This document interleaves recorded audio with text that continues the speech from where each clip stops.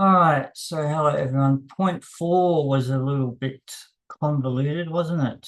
Uh, as they say in the trade, there's a lot to unpack in that. I had a quick read of point five. I've critiqued these privately in a discussion with um, someone else, and so this one's not that big a thing. It's extremely cultural.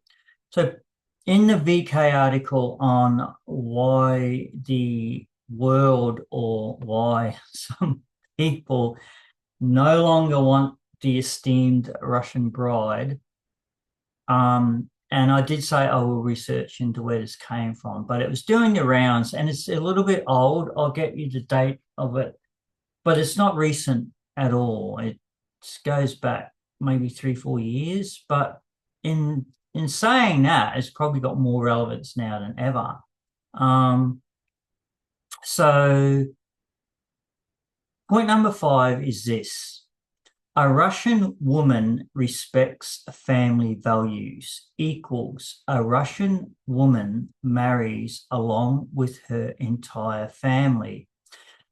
Parents are one thing, but brothers and sisters, cousins and nephews, all of them are now your problem too, dear.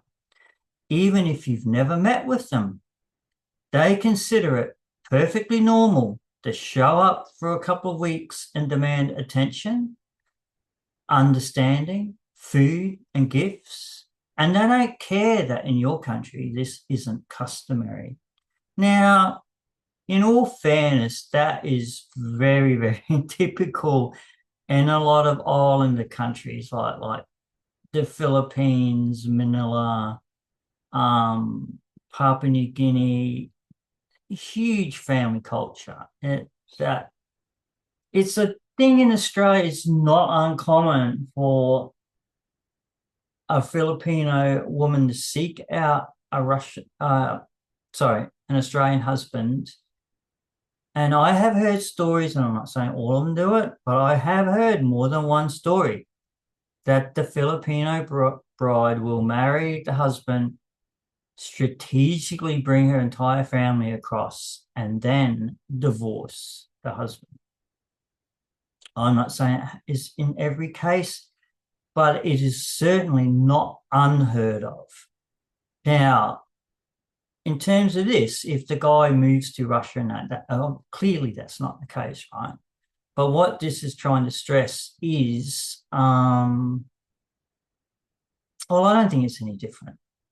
And it's not overly different to the West. The West is more segregated and more individualistic.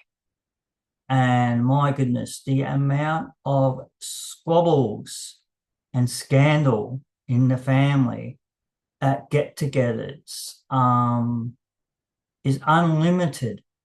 It's like, it's really difficult, actually. It's more rare to talk to someone after Christmas or Easter or after family reunions.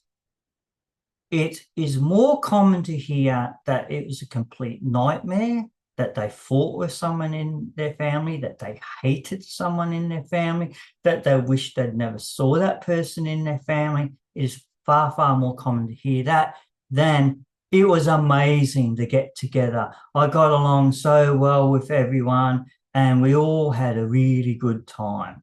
Now, I'm not saying it doesn't happen. It probably happens more than what you hear about because people like to complain. So you hear more of the negative side than the positive side. But I remember some Russian movie. It might have been Brada. It was one of the more sort of underground ones or dealing with the underground in Russia. And it was like there was in the movie, there's a guy like showed up who was a distant cousin from someone else and showed up on the doorstep expecting food and shelter. So I couldn't even see that point five is actually a reason a man wouldn't want a Russian wife. I mean, that is just not, it's not specific to Russia in any means. That is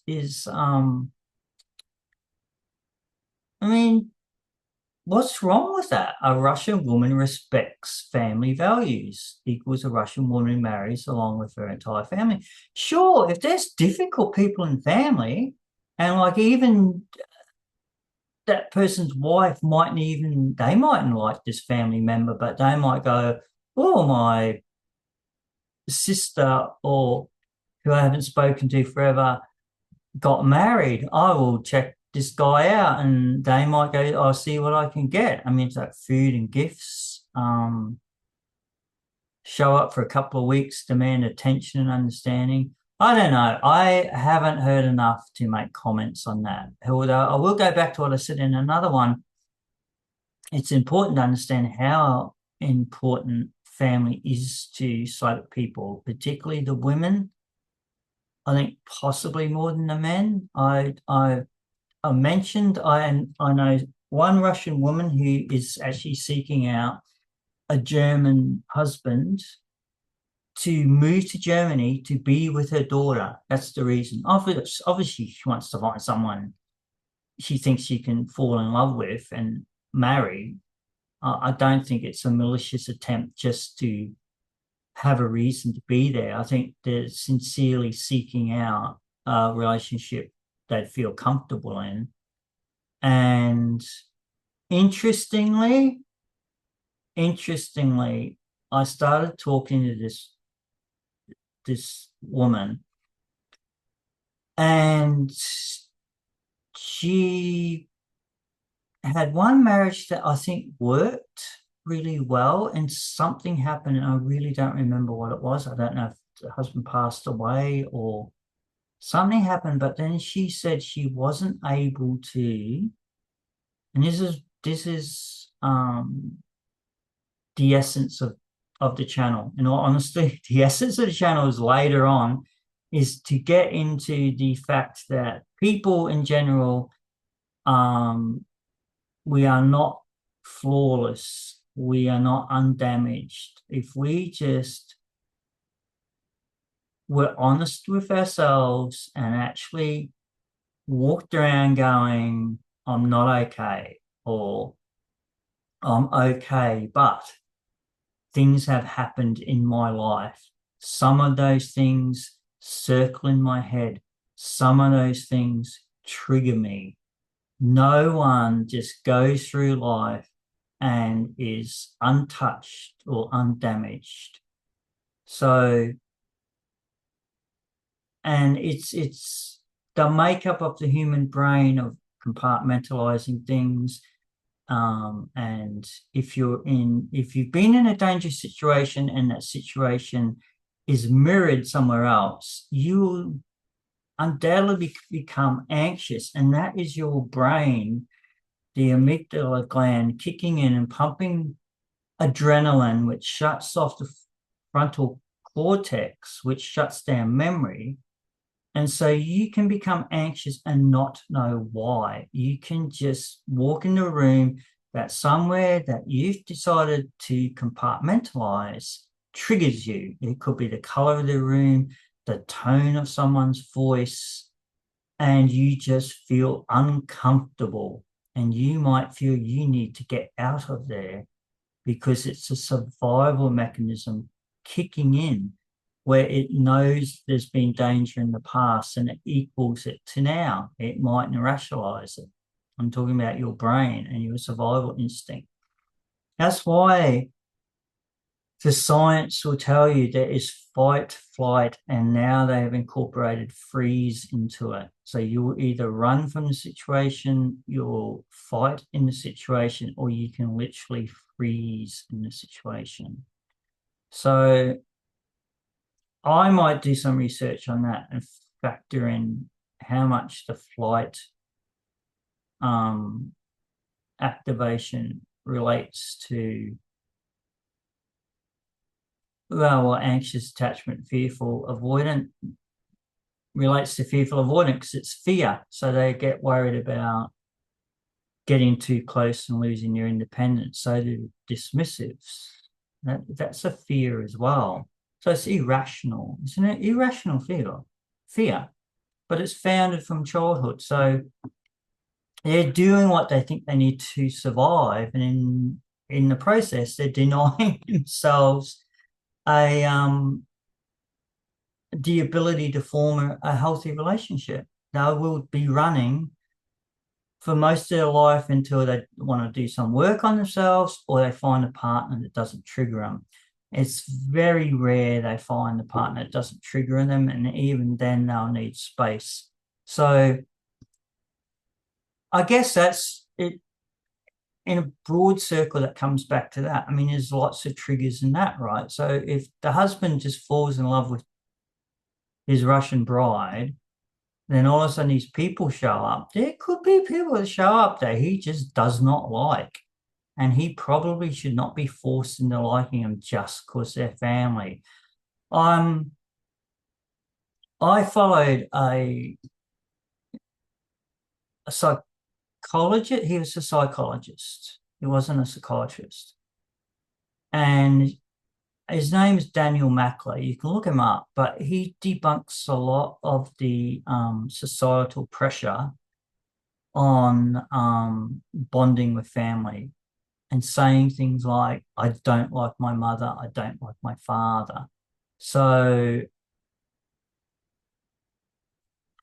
I don't know enough Russian families and the parent-child dynamic to comment on it.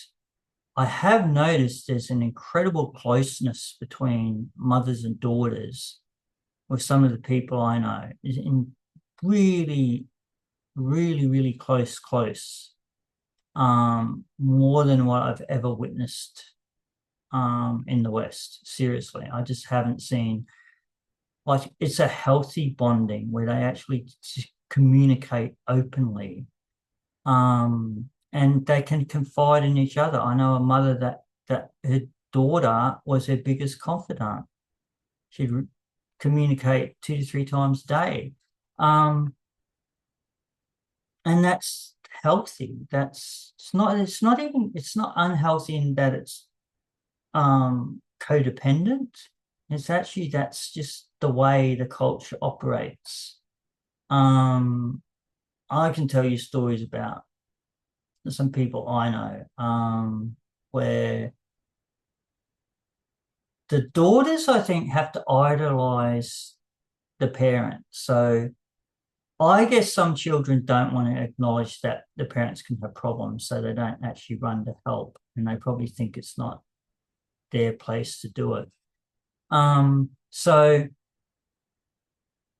I don't know, that might be enough to wrap up on this one. So is point 5, is a Russian woman respecting family values a good enough reason not to marry one? I wouldn't think so. Maybe if you don't like a family, you could be like, I can't stand your mother. But there's a whole books on jokes of mother-in-law jokes and monster-in-law jokes. I mean, but when you're like past a certain age, you don't have to deal with the parent stuff at all. You have to deal with other stuff that I might mention later on, but it will come up with that, men, in their late 40s, 50s, if they want to date people in the age bracket, and it's not an attack, because I have known enough women who comfortably talk about menopause, and they'll comfortably talk about how it makes them feel, the hormonal fluctuations, the hot flushes, the irritability. It's all there, and that is just one more layer on top of your attachment style, your love language, and your culture, and trying to get a man and a woman together on planet Earth. I have said sometimes there's that much complexity and that many things that can get in the way of a man and woman getting together, even just coming down to things like money, housing, location, country. Then you go drill deep into the attachment style, the love language, the culture. So you've got all your external factors probably and possibly working against you and getting together. And then you've got the internal conflict.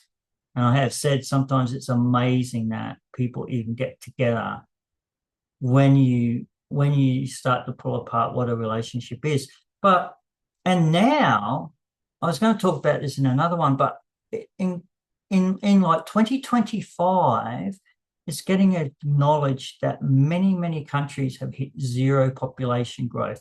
Of course, the powers that be stress about it, but that's a whole other topic. But there's a thing in America I've quoted and referenced one article that I think it's American men under 30, over 60% have absolutely zero interest in meeting up with a woman and forming a relationship with them. Apparently, there are like get-togethers in America where 300 women show up and no men show up because the men are fed up with the things the men are fed up with, and you can work it out there. Because if I start critiquing that stuff, I will be lynched. So just work out what women are doing now that they weren't doing in the past when there was healthy family units. So, but so I mean, yeah, it's not even going to be the family in that. Can you imagine that if you've got a problem in going, I don't even want to be with a woman, but then society pressures, the thoughts of if you wanted a family kick in on you, or I'll start looking for someone. And that's your big challenge, is to meet one person and get along with one person. And can you imagine if there are like 8 more people that come along with that one person? That could be utterly and completely overwhelming and could be a good enough reason to go, you know what, I just won't bother. But all right, so that's enough for point 5. It's a small point, but with my ability to rabbit on about nothing, I've probably filled out quite a lot of time. All right, so everyone take care, and I'll see you in the next one.